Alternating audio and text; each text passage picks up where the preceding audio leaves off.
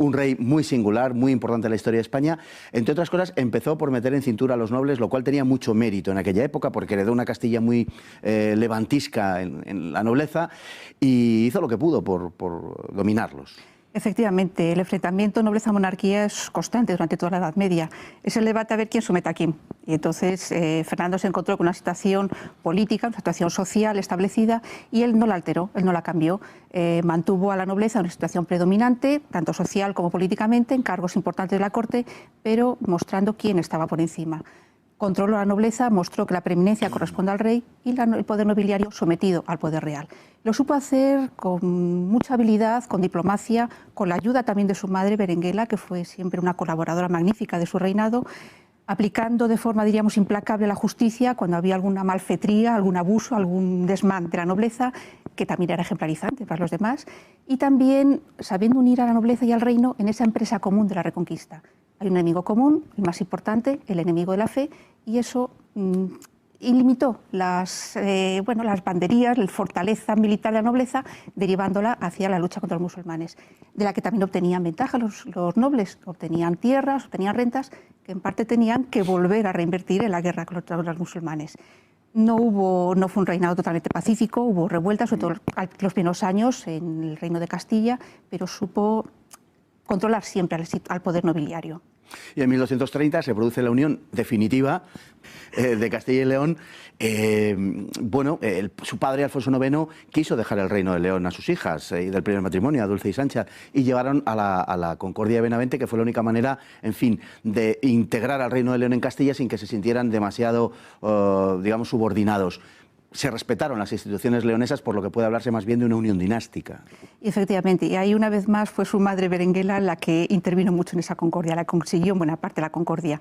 La unión de Castilla y León supuso el nacimiento de la Corona de Castilla, una unión que se declaró indisoluble al poco tiempo y que en el fondo lo que está reflejando es el deseo de unidad de los reinos hispánicos durante todo el proceso de la Reconquista, restablecer el Regnum Hispaniae de la época visigoda con los contrasentidos del periodo.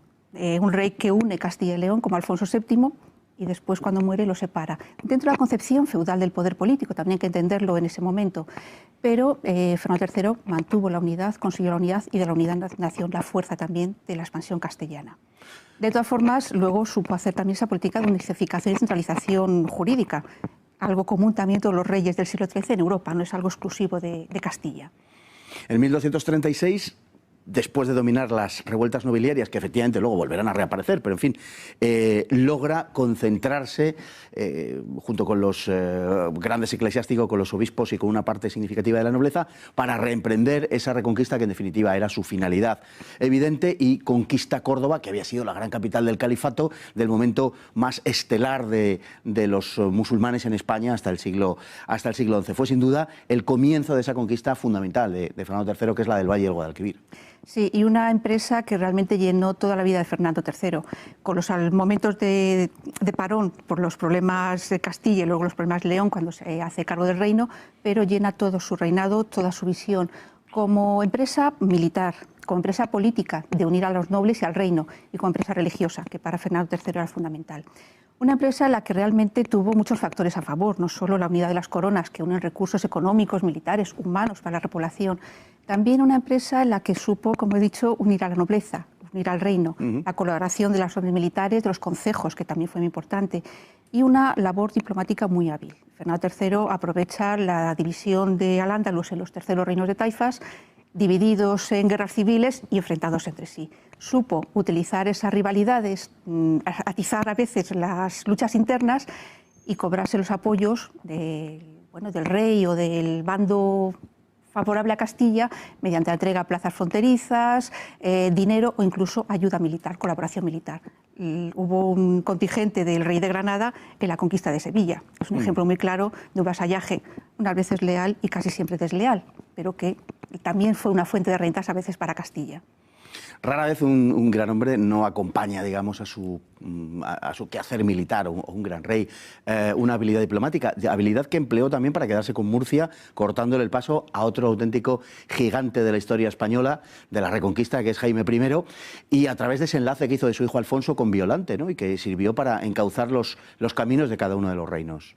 Sí, Murcia realmente, cuando en el siglo XII se habían establecido zonas de reparto, zonas de conquista futura, después en primer momento había quedado para Castilla. En 1179, Alfonso VIII de Castilla, Alfonso II de Aragón, establecieron que el Reino de Murcia era zona de expansión castellana. Pero en 1240, cuando Jaime I de Aragón ha conquistado Valencia, Játiva, mira, Murcia con apetencia.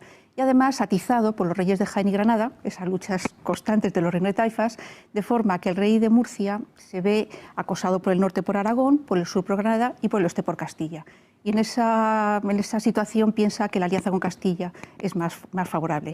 Y pacta con Fernando III la capitulación, una capitulación muy ventajosa para los musulmanes de Murcia, con lo cual corta la entrada de Jaime. Y lo que hace también es, bueno, tiene que entrar militarmente, porque hay ciudades como Lorca, como Cartagena, que no se entregan y tiene que tomarlas por las armas. Y ahí viene el tratado con Jaime I, el tratado de Almizra, tratado que firma realmente su hijo, que es el que dirige la operación porque él está enfermo, pero bueno, en nombre de Fernando. Un tratado que, como mucho, se cierra con ese broche de un matrimonio de las dos casas reales intervinientes. Un matrimonio entre el heredero de Castilla, Alfonso X, y Violante de Aragón. Y un matrimonio que da también realmente una alianza permanente entre Jaime y Alfonso X. Jaime, a partir de entonces, fue un colaborador activo de la política de Alfonso X en Murcia. Cuando se produce la sublevación de los mudéjares en Murcia, en 1264-66, él ayuda, envía un contingente. Hay un interés, evidentemente. Si los mudéjares de Murcia se triunfan, claro, los de Valencia se animarían. Pero también él dice en la crónica que lo hace por salvar a España, por ganar el honor para España.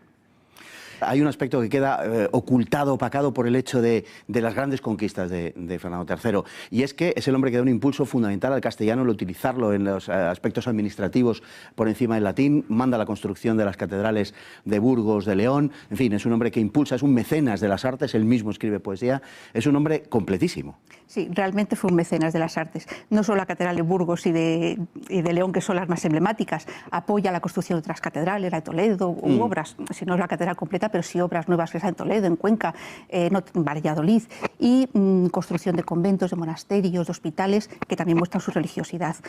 Es fundamental su apoyo a la Universidad de Salamanca, una vez que el Estudio General de Palencia ha quedado anulado prácticamente por las dificultades económicas.